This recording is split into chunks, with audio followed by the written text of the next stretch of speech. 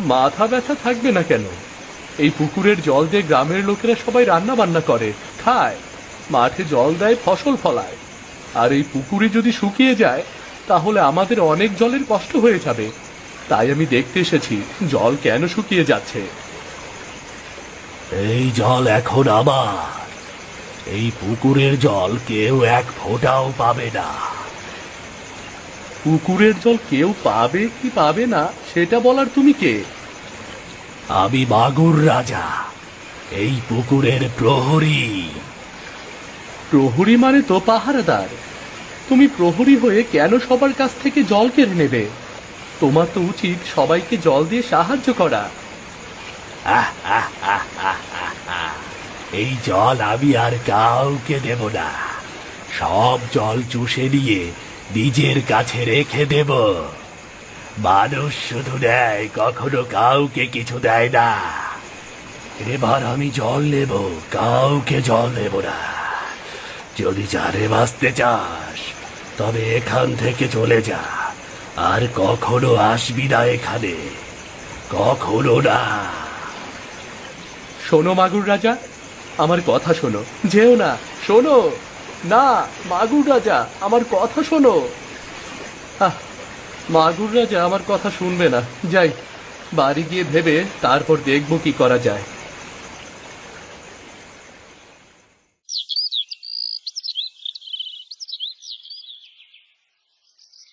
পরদিন সকালে সূর্য ওঠার পর রিমু দৌড়ে যায় দাদুর বাড়ি। দাদু উঠোনে বসে হুঁকো টানছে। আশপাশ থেকে পাখিদের ডাক ভেসে আসে।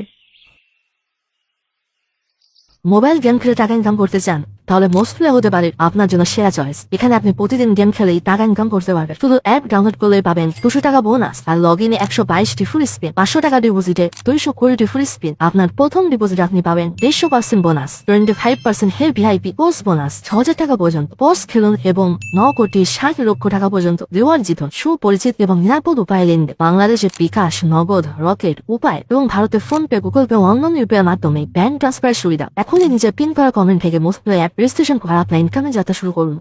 আরে রিবু, কতদিন পর এলি? আজ বুঝি দাদুর কথা মনে পড়লো? দাদু, তোমার সাথে খুব জরুরি কথা ছিল। কি কথা রে রিবু? দাদু, কাল রাতে আমি ওই বড় পুকুরে গিয়েছিলাম। পুকুরে এক বিশাল মাছ দেখেছি। সেই মাগুর মাছটা কথা বলে দাদু। বড় মাগুর মাছ? তার মানে মাগুর রাজা আবার ফিরে এসেছে? দাদু, মাগুর রাজা তো বড় পুকুরের সব জল চুষে নিচ্ছে। গ্রামের মানুষ জল পাচ্ছে না। মাগুর রাজা কেন এমন করছে? ও কে দাদু? শোন রিবু, বহু বছর আগে জল দেবতা এক মাগুর মাছকে এই বড় পুকুর পাহারা দিতে দিয়েছিলেন, আর বলেছিলেন পুকুরের পানি যেন কখনো না শুকায়। তাহলে পুকুরের জল কেন শুকিয়ে যাচ্ছে? মাগুরের মনে লোভ জন্ম নেয়। সে জল দেবতার কাছ থেকে পাওয়া শক্তি নিজের কাজে লাগায়। এরপর শক্তি দিয়ে পুকুরের জল নিজের জন্য ধরে রাখতে শুরু করে। তখন জল দেবতা তাকে অভিশাপ দেন। তারপর থেকে মাগুর রাজা মানুষের ক্ষতি করার জন্য প্রতিজ্ঞা নেয়।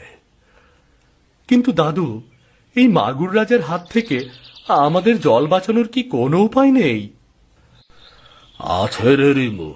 জল দেবতা বলেন, কেউ যদি নিঃস্বার্থ মনে মাগুরের মুখোমুখি হয় তবেই সে বদলাবে।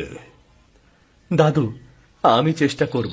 আমি তাকে বোঝাবো, দেখি তার মনে মায়া হয় কিনা। রিমু, এই শঙ্খটা রাখ। এটা জল দেবতার আশীর্বাদ পাওয়া শঙ্খ। এটা তোর কাজে লাগবে। দাদু, এটা আমি বাজাবো কেমন করে? শোন রিমু, যদি মন পরিষ্কার থাকে এটা নিজে থেকেই বাজবে। আচ্ছা দাদু, আমি তাহলে এখন আসি।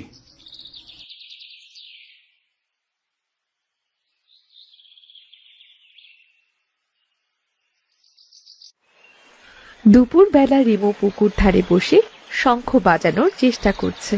ফু দেয়, কিন্তু কোনো শব্দ ওঠে না। আবার চেষ্টা করে, কিন্তু একরাশ ধুলোবালি উড়ে আসে তার মুখে লাগে। না, সেই কখন থেকে চেষ্টা করছি, কিন্তু শঙ্খটা তো কিছুতেই বাজছে না। শঙ্খটা তো চুপচাপই আছে। না, শঙ্খ আর মাগুর রাজার কি কাজ সেটাই তো বুঝতে পারছি না। কি যে করব, থাক, বাড়ি যাই।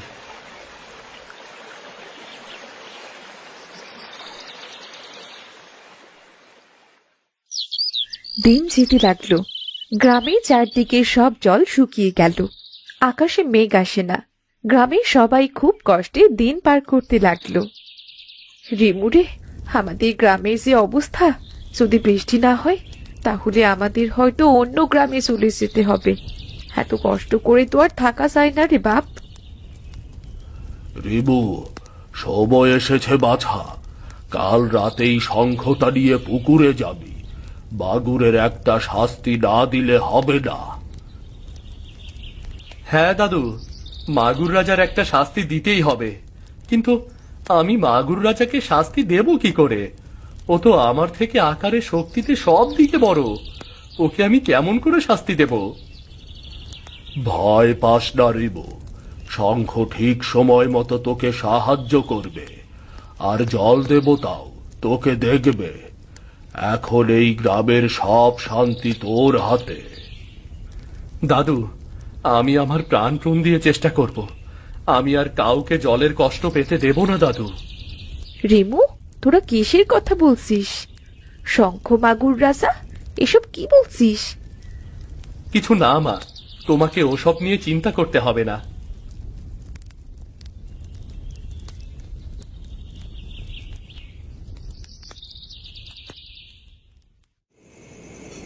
রাত গভীর হয়।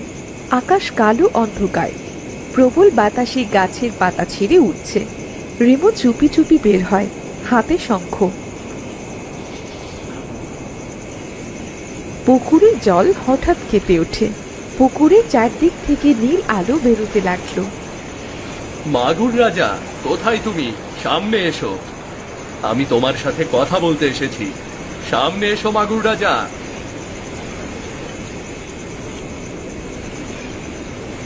আবার এসেছিস?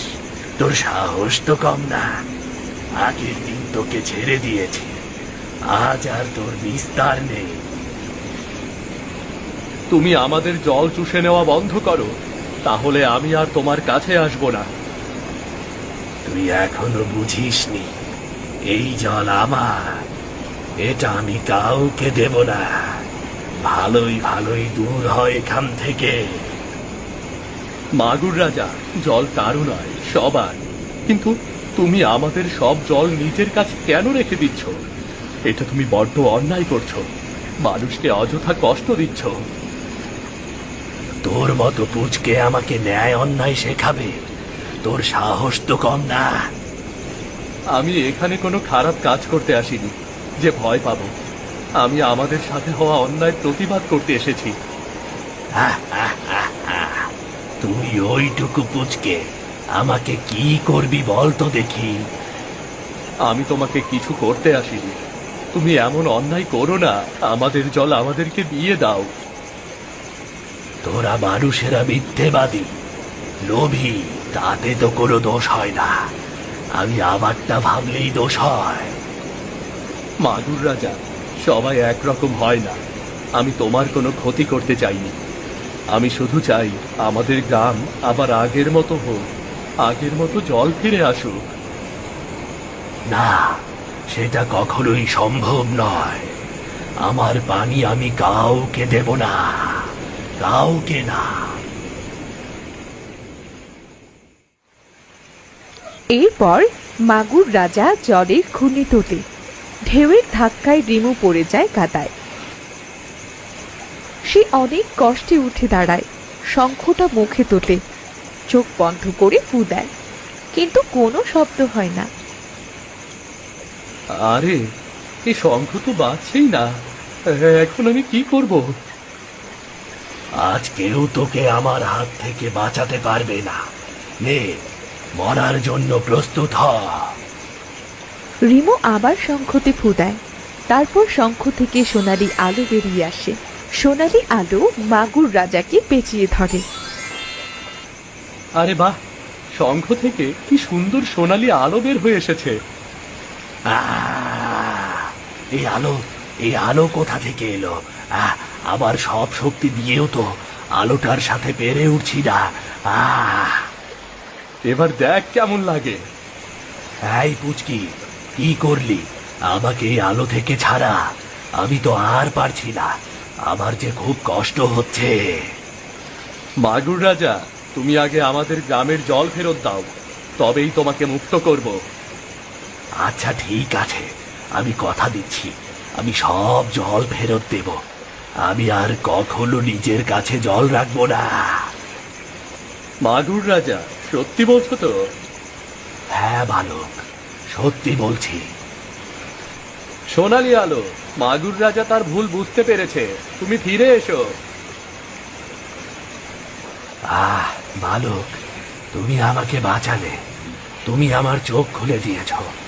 আমি স্বার্থপর হয়ে গিয়েছিলাম, আমি ভয় পেয়ে গিয়েছিলাম জল চলে গেলে আমার সন্তানরা বাঁচবে না, তাই আমি সব জল চুষে মাটির নিচে নিয়ে যাচ্ছিলাম। মাগুর রাজা, আমি কথা দিচ্ছি, আমরা কেউ তোমাদের ক্ষতি করব না, আমরা সবাই জল ভাগ করে নেব।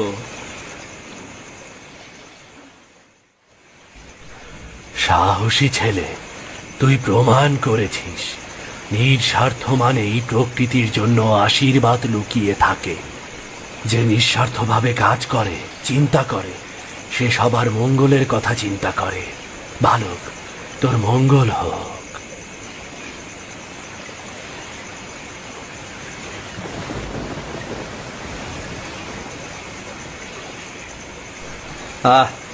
এবার আর কেউ গ্রাম ছেড়ে অন্য গ্রামে যাবে না, সবার কষ্ট দূর হয়ে যাবে। রিমো, তুমি খুব ভালো, সব সময় এমনই থেকো। আমি তাহলে আসি।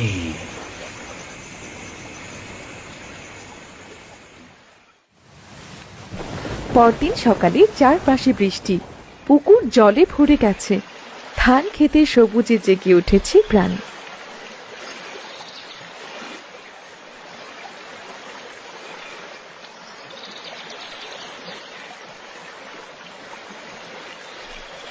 আহ, কতদিন পর এমন ঠান্ডা জল পেলাম, যেন প্রাণটাই জুড়িয়ে যাচ্ছে। জলের জন্য আর কষ্ট পেতে হবে না।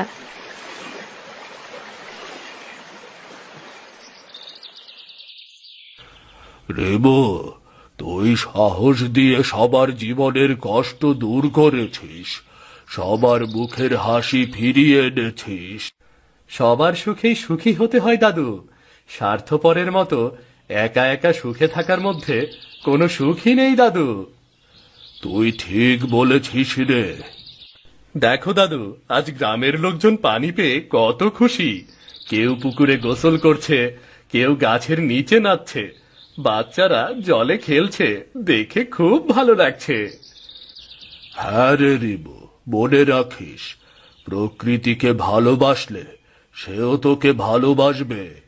লোভ প্রকৃতিকে দূরে ঠেলে দেয়, ভালোবাসা তাকে ফিরিয়ে আনে রে। হ্যাঁ দাদু, মাগুর রাজা হয়তো সে কথা বুঝতে পেরেছে। এরপর রিমুদের গ্রামে আর কখনো পানির অভাব দেখা দেয়।